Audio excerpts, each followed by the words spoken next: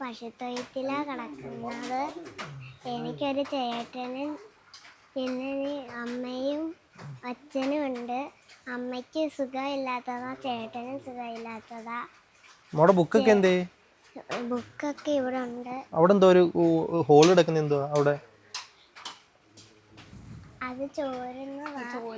ഇതും നമ്മുടെ കേരളത്തിലാണ്. പൊളിഞ്ഞു വീഴാറായ ഒരു കാലിത്തൊഴുത്തിൽ കഴിയുന്ന ഒരു കുടുംബം, ജന്മന രോഗിയായ ഒരു മോനും ക്യാൻസർ രോഗിയായ ഒരു അമ്മയും ഹൃദ്രോഗിയായ ഒരു അച്ഛനും കഴിയുന്ന ഒരു വീടിൻ്റെ വളരെ ദയനീയമായ ഒരു അവസ്ഥയാണിത്. ഇവരുടെ മക്കളുടെ അച്ഛനുണ്ട്. അപ്പം അച്ഛൻ ഒരു ഹൃദയരോഗിയാണ്. ഹൃദയരോഗിയായ മനുഷ്യൻ ഇതും വെച്ചുകൊണ്ട് ഇവിടുത്തെ അന്നം മേടിക്കാൻ വേണ്ടിയിട്ട് ചെറിയ ജോലിയൊക്കെ ചെയ്തില്ലേ, ജോലി ചെയ്യാൻ വേണ്ടിയിട്ട് രാവിലെ ഇറങ്ങിപ്പോകുന്നതാണ്. ട്രീറ്റ്മെൻറ്റിന് പോയിട്ടുണ്ട്? ട്രീറ്റ്മെൻറ്റിന് പോയിട്ടേ ഇല്ല. ഒന്നും പറയുന്ന എന്നാലും ഒരു മരണമുണ്ട്, അത് പോട്ടെന്ന്. പ്രിയപ്പെട്ടവർ, സുഹൈലാണ് നിൽക്കുന്ന കൊല്ലം ജില്ലയിലെ തേവലക്കരയിലാണ്. തേവലക്കരയാണ് ഈ മാധ്യമങ്ങളിൽ മൊത്തം, വാർത്തകളിൽ മൊത്തം നിറഞ്ഞിരിക്കുന്നത്. എൻ്റെ ബാക്കിൽ കാണുന്നത് ഒരു കുടുംബം താമസിക്കുന്ന വീടാണ്. ഇതൊരു സത്യം പറഞ്ഞാൽ ഞങ്ങളുടെ നാട്ടിലൊക്കെ എരുത്തിലെന്ന് പറയും, അതുപോലെ തന്നെ തൊഴുത്തെന്ന് പറയും. ഇപ്പോൾ തൊഴുത്തിനകത്താണ് ഈ കുടുംബം, ഈ 2 കുഞ്ഞുങ്ങളും അതുപോലെ തന്നെ ഈ ചേച്ചിയും ചേച്ചിയുടെ ഭർത്താവും രോഗിയാണ്. ചേച്ചിയും ഒരു ക്യാൻസർ പേഷ്യൻ്റാണ്.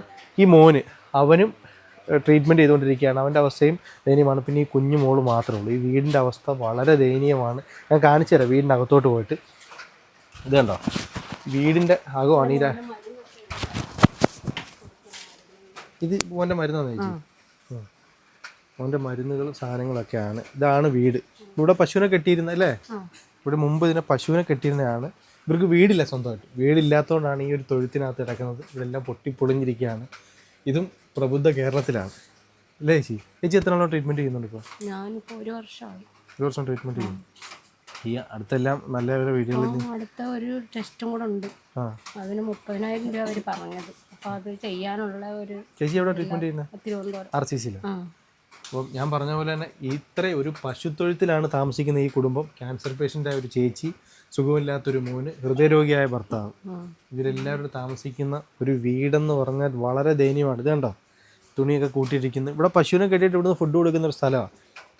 അപ്പം 2 കുഞ്ഞു മക്കളും ഉള്ളൂ. മക്കളുടെ പേരെന്തുവാ? അതെ, അവരുടെ ഈ ബുദ്ധിമുട്ടുകളും കാര്യങ്ങളൊക്കെ പറയുമ്പോഴത്തേക്കും ഞാൻ ഇപ്പോൾ കുഞ്ഞുങ്ങൾക്ക് പഠനോപകരണം വേണമെന്ന് പറഞ്ഞ് ഞാനത് വാങ്ങിക്കൊടുത്തിട്ടുണ്ട്.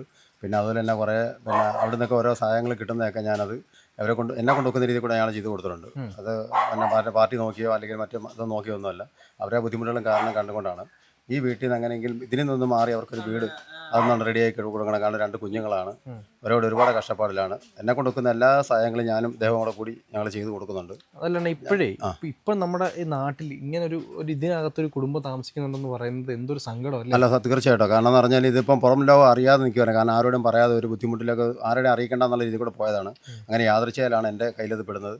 അങ്ങനെ എന്നെ കൊണ്ടൊക്കെ സഹായങ്ങൾ ചെയ്തു കൊടുത്തപ്പോഴാണ് ഞാൻ ഇങ്ങനെ ഒരു ചാനലിൻ്റെ കാര്യം പറഞ്ഞത്. അത് ഇതിൽ കൂടെ എങ്കിലും എല്ലാവരും കൂടി സഹായിക്കുകയാണെങ്കിൽ ഏറ്റവും വലിയൊരു ഉപകാരമായിരിക്കണം. ഞങ്ങൾ 2 പേരും ഒരുപാട് ഇവർക്ക് വേണ്ടി കഷ്ടപ്പെടുന്നുണ്ട്. കാരണം ഓടുന്നുണ്ട്, പല കാര്യങ്ങൾക്ക് ഇവർക്ക് കിട്ടുന്ന എന്തെല്ലാം ആനുകൂല്യങ്ങളുണ്ടോ അതെല്ലാം ഞങ്ങൾ വാങ്ങിക്കൊടുക്കാൻ നോക്കുന്നുണ്ട്. അപ്പോൾ അതുപോലെ തന്നെ എല്ലാ പൊതുജനങ്ങളുടെ എല്ലാവരുടെയും കൂടെ ഒരു കൈ ഉണ്ടെന്നുണ്ടെങ്കിൽ ഇതിനൊരു വീട് വെച്ച് കൊടുക്കാനുള്ള ആ ഒരു സഹായം എല്ലാവരും കൂടി സഹായിക്കുകയാണെങ്കിൽ വലിയൊരു ഉപകാരമാവും. അതിൽ ഒരുപാട് ഞാൻ ഇത് അഭ്യർത്ഥിക്കുകയാണ്. കാരണം ഒരു കുടുംബം രക്ഷപ്പെടുന്നെങ്കിൽ രക്ഷപ്പെട്ടെ. ഇങ്ങനെ ഒരു വീട് ഇവിടെ ഞങ്ങളുടെ ഈ ലൊക്കേഷൻ ഇവിടെ ഞാൻ കണ്ടിട്ടില്ല. ഇത് ആദ്യമായിട്ടാണ് ഇങ്ങനെ ഒരു ഇത് കാണുന്നത്. എന്തെങ്കിലും സംഭവിച്ചു കഴിയുമ്പോൾ രേഖപ്പെടുത്താനൊക്കെ കുറെ ആൾക്കാർ വരും. അത് ഇപ്പം നമ്മൾ കാണുന്നുമുണ്ട്.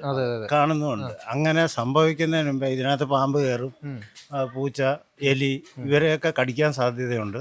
അത് വരാതിരിക്കാൻ നമ്മൾ നേരത്തെ അതിന് വേണ്ടുന്ന ചെയ്താൽ ഏറ്റവും നല്ലതായിരിക്കും. ഇത്രയും എനിക്ക് പറയാം. ആരെങ്കിലും കാണുന്നവരാരെങ്കിലും സഹായിക്കണം. ചെറിയൊരു സഹായം കൊണ്ട് ചെറിയൊരു സഹായം അത് കൊടുത്ത് ഒരു 10 പേരാകുമ്പോഴത്തേന് അതിനെന്തെങ്കിലും ആ ഒരു പ്രയോജനപ്പെടുകയാണെങ്കിൽ. അല്ല, ഞാൻ പറഞ്ഞവരെടുത്തു, അപ്പം നിങ്ങൾക്ക് നേരിട്ട് വന്ന് സഹായിക്കാൻ പറ്റുമെങ്കിലും അത്രയും നല്ലതാണ്. നേരിട്ട് വന്ന് സഹായിക്കാൻ പറ്റുമെങ്കിൽ അത്രയും നല്ലതാണ്.